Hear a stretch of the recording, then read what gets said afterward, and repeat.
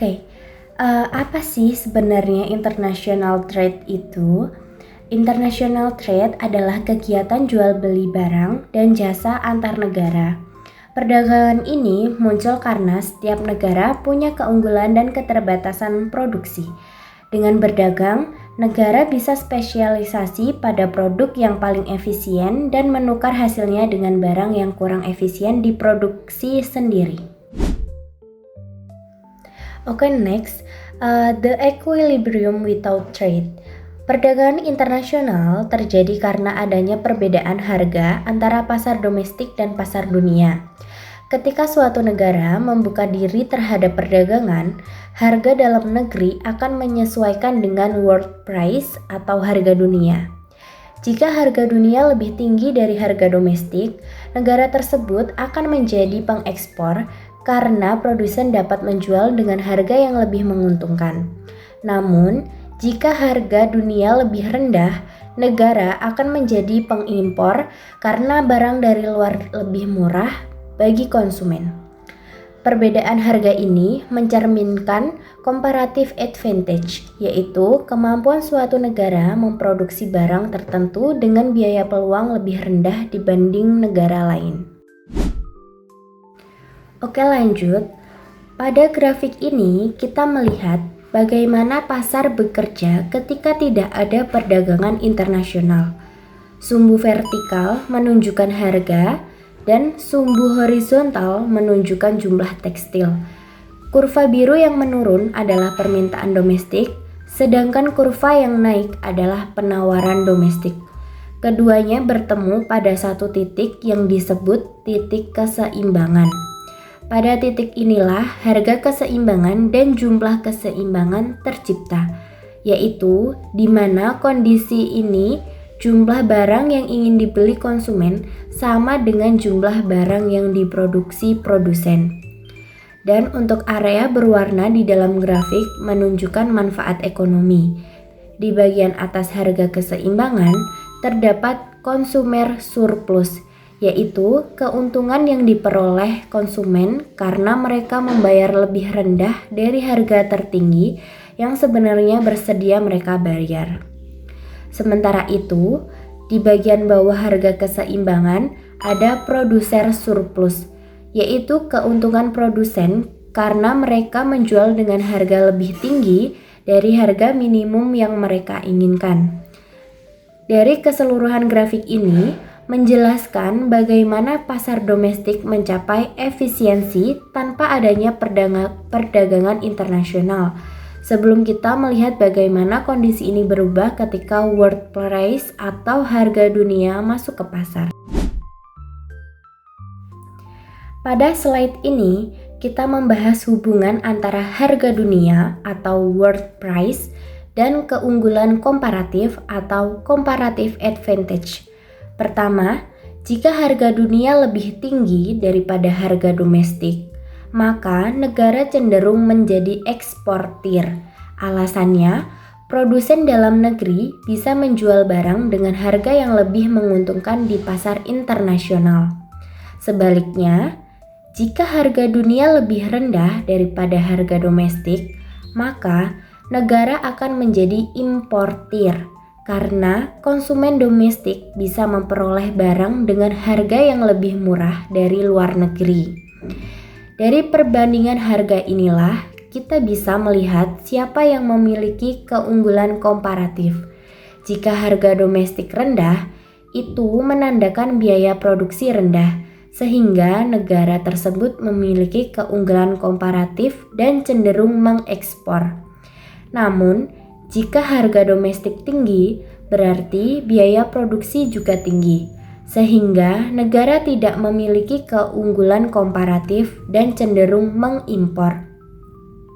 Intinya, comparative advantage ditentukan oleh biaya peluang yang tercermin dari perbedaan harga domestik sebelum adanya perdagangan internasional. Oke, halo semuanya. Terima kasih atas kesempatannya. Pada kesempatan kali ini, Zaki akan membahas mengenai the winners and loser from trade. Jadi kayak plus minus dari suatu perdagangan, terutama di perdagangan internasional. Yang pertama, Zaki akan membahas mengenai the gains and losses of an exporting country. Jadi di sini membahas seperti keuntungan dan kerugian dari negara ekspor. Lalu yang kedua, keuntungan dan kerugian dari negara impor, the gains and losses of an importing country. Dan ada other benefit of international trade.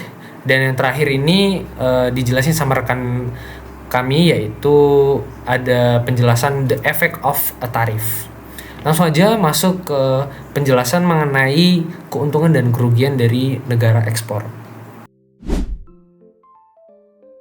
Oke teman-teman, masuk ke the gains and losses of an exporting country. Ya dari namanya sudah bisa kita lihat, jadi kayak keuntungan dan kerugian dari negara ekspor. Jadi pada slide ini kami membahas dampak perdagangan internasional pada negara ekspor. Ya, jadi ada suatu negara disebut sebagai negara pengekspor itu ketika harga domestik awal itu lebih rendah dibandingkan dengan harga yang ada di dunia atau world price. Jadi sebelum perdagangan itu dibuka, pasar itu berada pada titik keseimbangan domestik, yaitu perpotongan antara kurva permintaan atau dengan simbol D lalu dan kurva penawaran atau simbol S yang biasa disebut sebagai supply.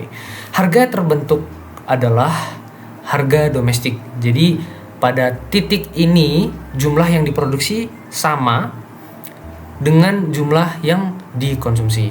Nah, itu tadi membahas mengenai sebelum perdagangan. Jadi ada setelah perdagangan. Nah, setelah perdagangan dibuka, harga domestik ini akan naik mengikuti harga yang ada di dunia. Jadi tentu ya, semua itu harus mengikuti harga yang ada di dunia. Jadi kayak mengikuti world price-nya. Yang posisinya itu tentunya di atas harga keseimbangan awal. Nah, harga dunia ini bersifat horizontal karena negara dianggap sebagai price taker di pasar internasional. Lalu lanjut ke pembahasan dari segi harga dunia nih. Yang pertama kayak sepanjang kurva penawaran, di situ ada sepanjang kurva penawaran, produsen itu akan merespons kenaikan harga dengan meningkatkan jumlah produksi hingga ke titik QS. Lalu yang kedua itu ada sepanjang kurva permintaan. Sepanjang kurva permintaan itu konsumen akan merespons kenaikan harga dengan mengurangi jumlah yang diminta hingga ke titik QD atau demand. Nah, perbedaan inilah antara jumlah yang ditawarkan QS dan jumlah yang diminta QD pada harga dunia inilah yang disebut jumlah ekspor, yaitu QS dikurangi dengan QD. Sekarang kita lihat dari sisi kesejahteraan. Nah, siapa sih yang sejahtera di antara produser dan konsumer? Sebenarnya sama-sama memiliki penjelasan ya. Jadi yang pertama itu ada produser surplus itu meningkat. Nah, kenapa sih produser surplus itu meningkat? Karena produsen itu menerima harga yang lebih tinggi dan menjual lebih banyak. Nah, terus konsumennya gimana? Nah, konsumen itu terjadi konsumer surplusnya menurun. Nah, alasannya apa? Alasannya karena konsumen itu harus membayar harga yang lebih tinggi dibandingkan dengan harga yang sebelumnya.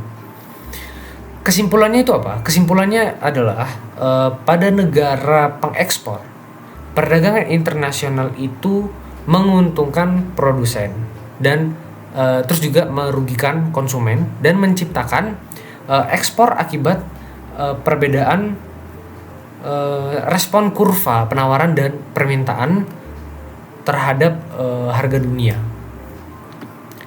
Langsung lanjut ke kerugian dan keuntungan dari negara impor.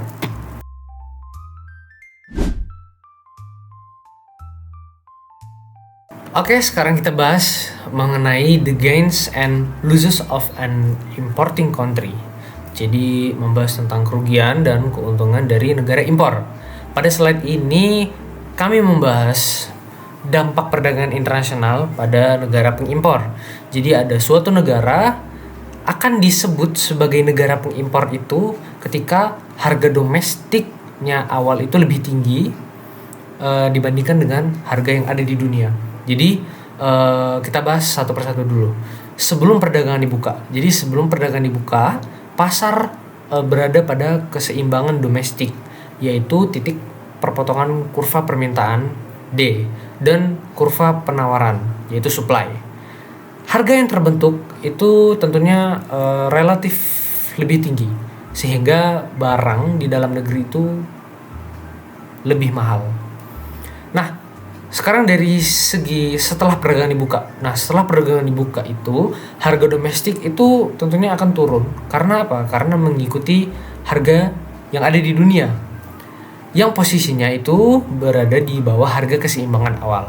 Jadi sama seperti sebelumnya.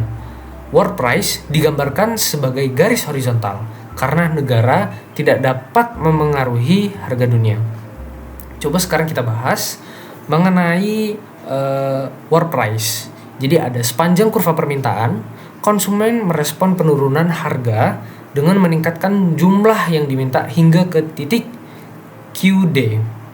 Lalu yang kedua itu sepanjang kurva permintaan, produsen domestik merespons penurunan harga dengan mengurangi jumlah produksi hingga ke titik QS.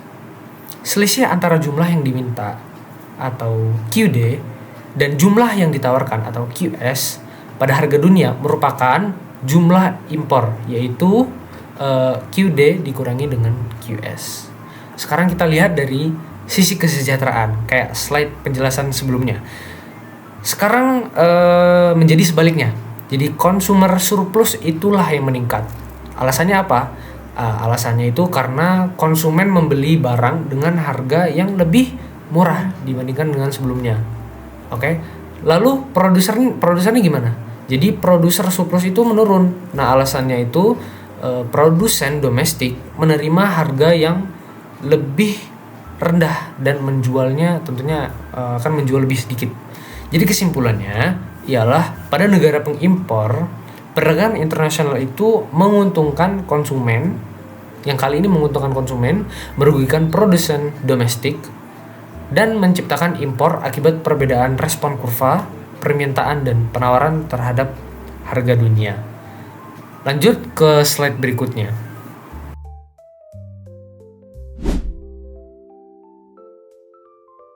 Oke, lanjut ke slide terakhir yang akan saya jelaskan. Jadi tadi sudah membahas tentang keuntungan dan kerugian dari negara ekspor dan impor. Di sini kita akan bahas tentang other benefit of international trade.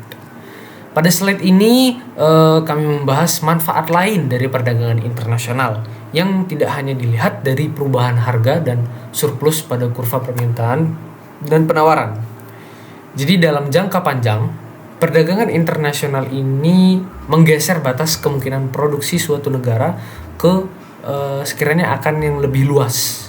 Jadi artinya apa? Artinya melalui spesialisasi berdasarkan keunggulan komparatif, negara dapat menghasilkan lebih banyak barang dengan sumber daya yang sama.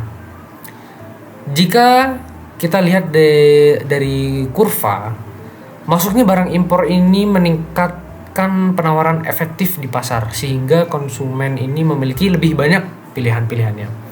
Lalu kalau dari peningkatan persaingan dari produk luar negeri mendorong produsen domestik menjadi lebih efisien, yang dimana yang dalam jangka panjang dapat menggeser kurva penawaran ke kanan akan akibat penurunan biaya produksi.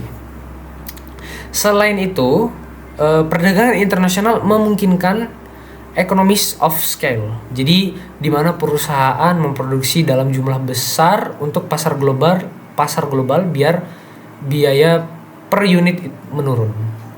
Lalu terjadi juga difusi teknologi dan inovasi yang meningkatkan produktivitas dan kualitas barang.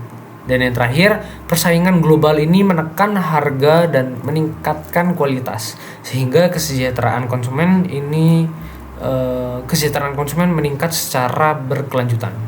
Jadi apa kesimpulannya? Kesimpulannya ialah meskipun dalam jangka pendek ada pihak yang dirugikan, dalam jangka panjang perdagangan internasional ini juga meningkatkan efisiensi ekonomi, memperluas pilihan konsumen dan menaikkan kesejahteraan total bagi masyarakat.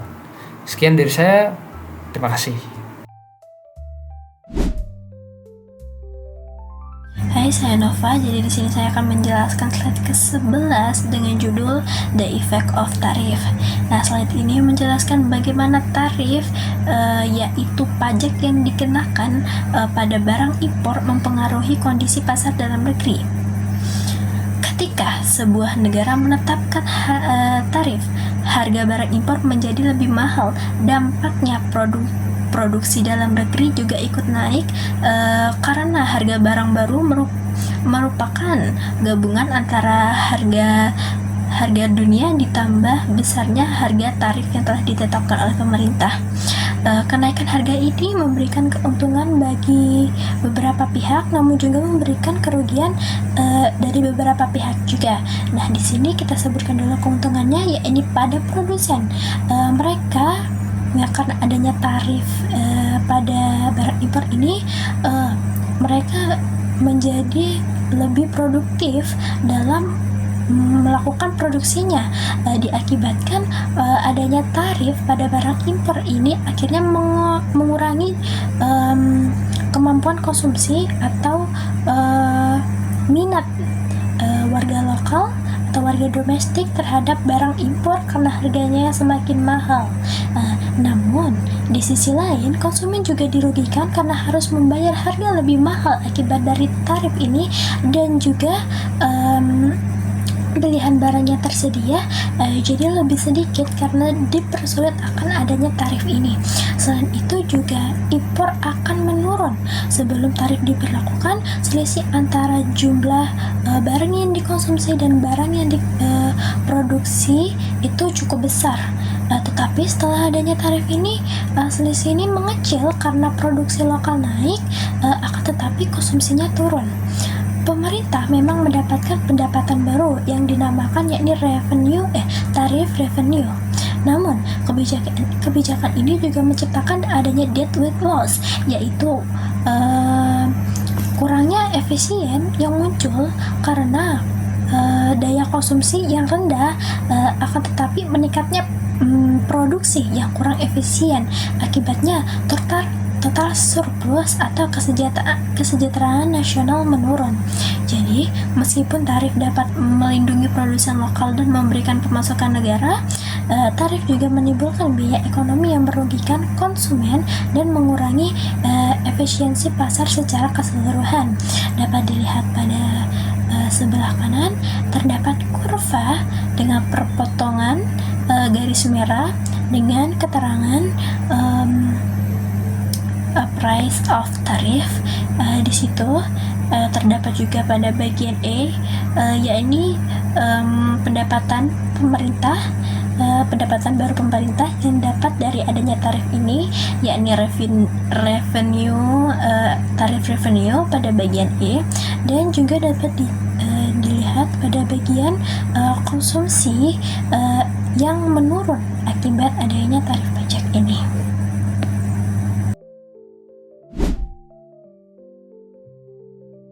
Nah, selanjutnya saya akan menjelaskan argumen for restricting trade. Di sini ternyata free trade ini nggak cuma memberikan efek positif, akan tetapi ada juga efek negatifnya.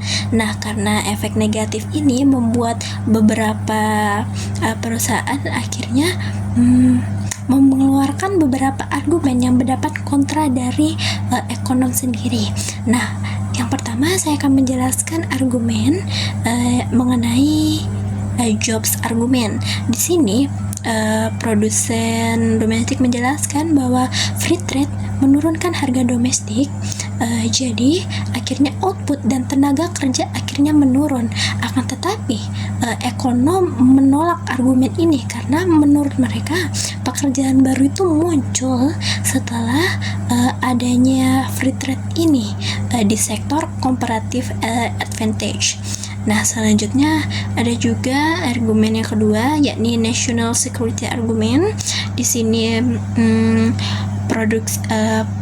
produsen domestik mengungkapkan bahwa industri strategis perlu proteksi untuk menghindari ketergantungan impor. Jadi maksudnya menurut mereka sebuah produksi yang penting, misal dari produksi senjata atau bahan baku pesawat tempur dan lain-lain, itu kita nggak boleh ke kebergantungan terhadap negara lain, dikarenakan mungkin pada suatu saat dalam kondisi yang darurat, akhirnya pasokan itu akan berhenti dan akan menimbulkan efek negatif pada negeri itu sendiri. Akibatnya karena kebergantungan terhadap produk dari luar negeri ini. Akan tetapi ekonom menolak argumen tersebut. Ekonom mengungkapkan bahwa adanya proteksi ini sering disalahgunakan oleh produsen. Harusnya evaluasi keamanan harus dilakukan oleh pihak militer atau pemerintah. Jadi terkadang ada beberapa perusahaan nakal yang setelah mendapatkan proteksi atau subsidi dari pemerintah akan tapi menyelewengkan hal tersebut. Misalnya mereka mendapat subsidi untuk baja, akan tetapi mereka tidak menggunakan tersebut untuk kepentingan sebuah negara, untuk misal menciptakan senjata dan lain-lain. Tidak, akan tetapi mereka malah menggunakan subsidi tersebut untuk kepentingan mereka sendiri. Misalnya untuk bahan baku bangunan dan dijual kembali, dan hal tersebut menimbulkan keuntungan untuk mereka sendiri. Nah, inilah yang menjadi kekhawatiran ekonom.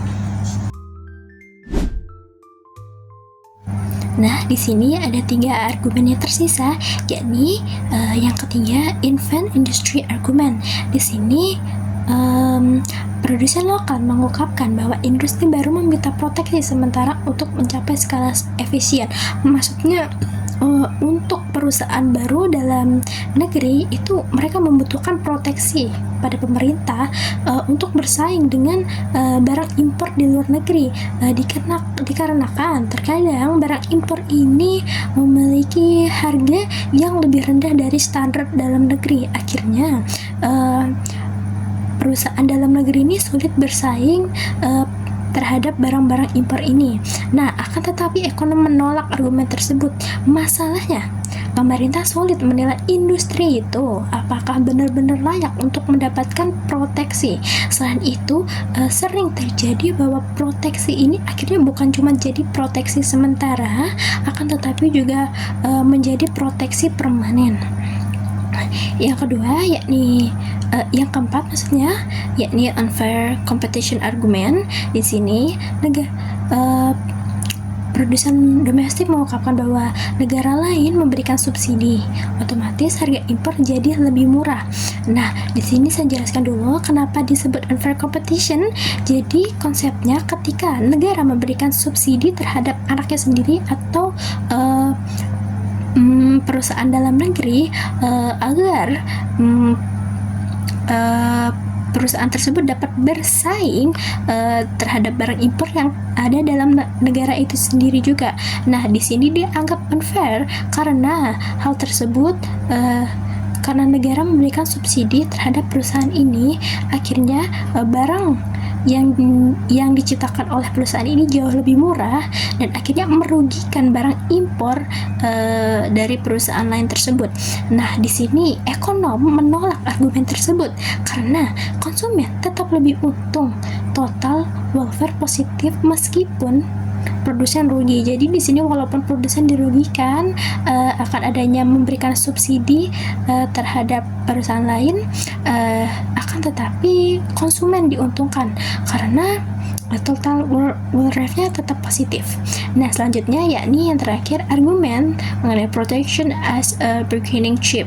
Jadi di sini dijelaskan bahwa tarif digunakan sebagai ancaman dalam negosiasi.